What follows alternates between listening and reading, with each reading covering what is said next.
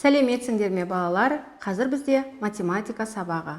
Балалар, бүгінгі біздің сабағымыздың тақырыбы өткенді бекіту, Қазақстанның көрікті орындары. Яғни бүгінгі бізде сабағымызда екі амалдан тұратын есептерге талдау жасап, оларды шығару жолын үйренеміз. Ендеше тапсырмаларымызға көңіл аударайық.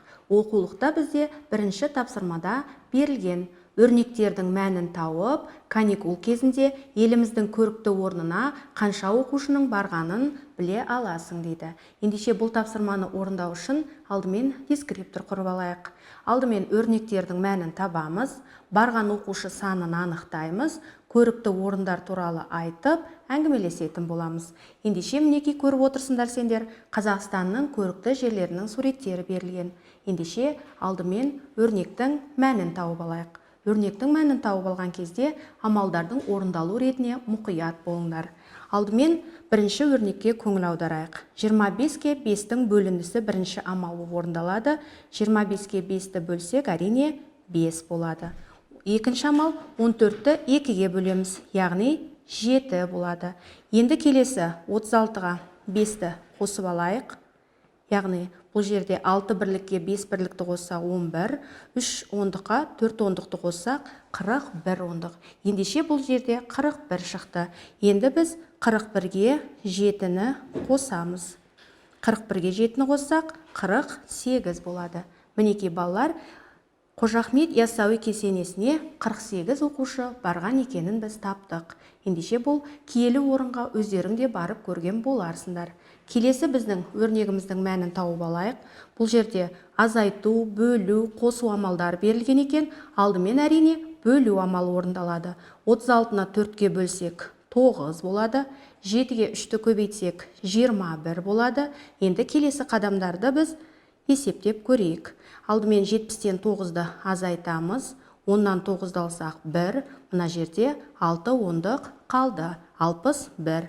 Енді 61-ге қосамыз 21-ді. 61-ге 21-ді қосу үшін 1-ге 1-ді қоссақ 2, 6 ондыққа 2 ондықты қоссақ 82 шығады екен. Яғни келесі біздің суретімізде бұл жерде Тараз қаласындағы Айша Бибі кесенесі. Бұл жерді де сендер барып көрген болатынсыңдар. Ендеше бұл Айша Бибі кесенесіне 82 оқушы барған екен. Енді балалар, келесі өрнекке көңіл аударайық. Бұл жерде жақшалы өрнек берілген екен. Алдымен жақшаның ішін шығарып аламыз. 5-ке 5-ті қоссақ 10, 0 түсіп 1 ойда. 2 ондыққа 1 ондықты қоссақ 3 ондық, ойдағымен 4 ондық. Яғни келесі өрнекте біз шығарып алу үшін 40-ты 5-ке бөлеміз. 40-ты 5-ке бөлсек 8 болады. Енді 9-ға 4-ті көбейтіп алайық. Яғни бұл жерде 9 мен 4-тің көбейтіндісі 36. Енді осы 36 санына 8 санын қосуымыз керек. 6 бірлікке 8 бірлікті қоссақ 14 бірлік, 3 ондыққа ойдағы 1 ондықты қоссақ 44 деген сан шығады екен.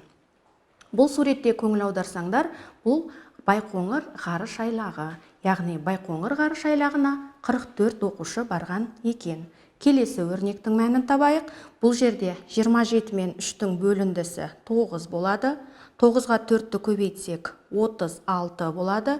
Енді ретімен 55-ке 9-ды қосып алайық.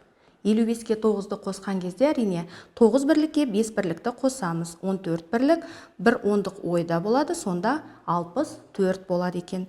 Енді 64-ке келесі 9 мен 4-тің көбейтіндісін қосамыз. Бұл жерде 4 бірлікке 6 бірлікті қоссақ 10, 1 ойда, 6-ға 3-ті қоссақ 9 ондық, ойдағымен 10 ондық. Демек, яғни 100 оқушы барған екен. Яғни бұл оқушылардың барған жері Алматы облысындағы Шарын шатқалы деген Қазақстанның көрікті жері екен. Яғни бұл көрікті орындарды сендер бүгін міне таныс болғандарың бар, бұрын барып көргендерің де бар шығар.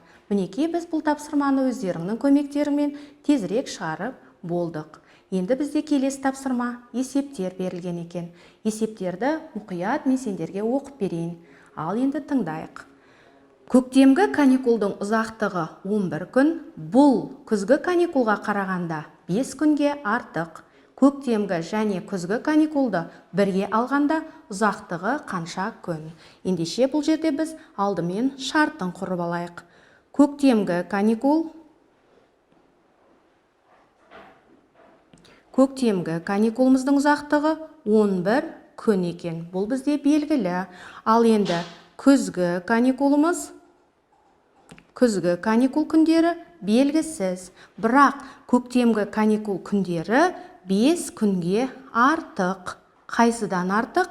Әрине күзгі каникул күндерінен артық екен. Енді бізде осы барлық көктемгі және күзгі каникул күндерін қосқан кезде барлығы неше күн екенін табыңдар дейді. Ендеше біз шешуін жазып аламыз. Бұл жерде алдымен күзгі каникул күнін тауып алуымыз керек. Яғни 11 күннен 5 күнге артық дегендіктен біз 11-ден 5-ті азайту арқылы күзгі каникул күнін тауып аламыз. Яғни күзгі каникул күні 6-ға тең екен. Енді барлық каникул күнін тауып алу үшін көктемгі каникул күніне күзгі каникул күнін қосамыз. Сонда барлығы 17 күн болады екен. Мінекей біз өздеріңнің көмектеріңмен барлық каникул күндерін тауып алдық. Мінекей балалар, барлығы 17 күнге тең екен. Ендеше біз келесі осыған ұқсас есепке көңіл аударайық. Қазақстан қалалары бойынша саяхат жасауға әрқайсында 8 оқушыдан 4 топ және әрқайсында 9 оқушыдан 3 топ аттанды. Қалаларды аралауға барлығы неше бала шықты? Әрине алдымен шартын жазып аламыз. Әрқайсында 8 оқушыдан 4 топ және әрқайсында 9 оқушыдан 3 топ. Яғни бұл жерде барлығы неше бала шыққанын тап дейді. Ендеше біз шешуін жазып алайық. Яғни 8 оқушыдан 4 топ және де 9 оқушыдан 3 топ дегендіктен әрқайсында деп тұрғандықтан біз алдымен көбейтіп аламыз. Сосын барлығын табу үшін қосып аламыз. Ендеше 8-ге 4-ті көбейтсек 32 болады. Солай емес пе?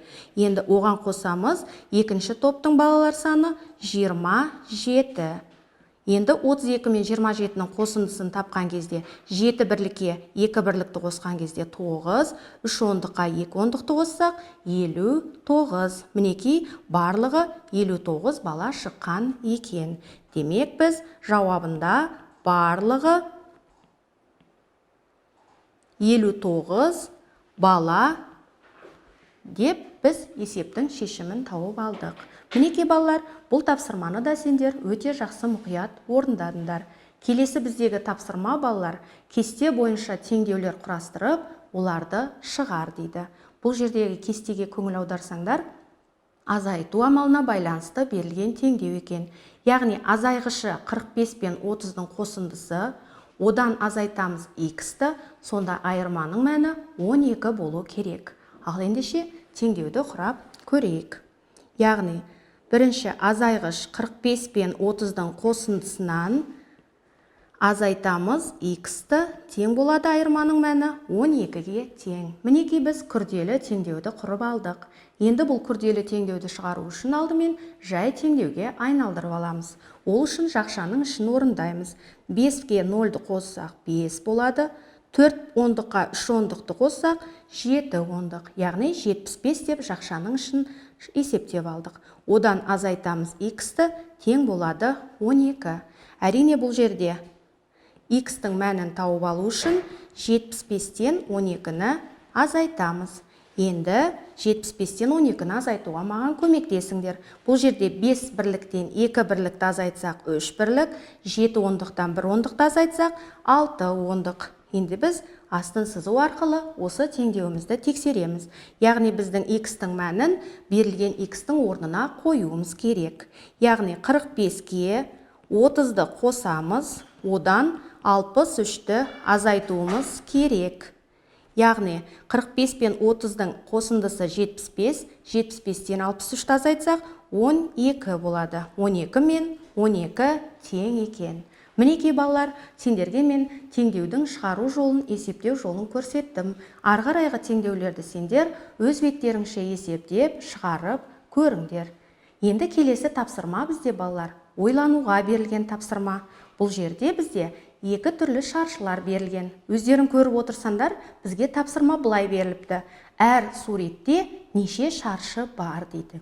Шаршы дегеннің не екенін білеміз ғой балалар? Барлық қабырғасы тең фигураны біз шаршы деп атаймыз. Ендеше қазір барлығымыз осы шаршыларды есептеп көрейік. Мінекей өздерің көріп отырсыңдар. Мына жерде бірінші шаршы, 2 шаршы, 3 шаршы, 4 шаршы, 5, 6, 7, 8, 9 шаршы бізге анық көрініп тұр. Және өздерің көріп тұрғандай, осы 9 шаршыға бөлінген үлкен бір 10-шы шаршыны көріп тұрмыз. Және мына жерде бізде 1 шаршы көрінеді. Міне сендерге көрсеттім мен 11 шаршы. Мына жерде 1 шаршы көрінеді 12 шаршы. Мынау бізде 13-ші шаршымыз, және мына жерде соңғы 14-ші шаршымыз көрінеді екен. Яғни барлық қабырғасы тең бұл жерде 14 шаршыны есептеп шығаруға болады екен. Мінекей енді келесі шаршыларды өздеріңде ойланып отырған боларсыңдар. Бізге анық көрініп тұрған бұл жерде барлық қабырғасы тең фигура. Бірінші шаршымыз міне бірінші. Міне жерде біздің екінші шаршымыз сендерге анық көрініп тұр. Бұл жерде үшінші шаршымыз көрініп тұр міне. 3 шаршы болды. Енді сендер байқап қарасаңдар балалар, мына жерде біздің кішкентай 4-ші шаршымыз көрінеді. Мына жерде 5-ші шаршымыз, бұл жерде 6-шы шаршымыз. Енді байқап қарасаңдар, ортада бізде 1 шаршы, және мына жерде тағы 1 шаршы көрінеді. Сонда бізде бұл суретте барлығы 8 шаршы бейнеленген екен. Ендеше үйде оқулықтағы осы суретке мұқият қарап отырып, өздерің де іні-сіңлілеріңмен бірге есептеп көріңдер. Мінекей балалар, бүгінгі сабақты өте жақсы тыңдағандарың үшін сендерге рахмет айтамын. Сау болыңдар.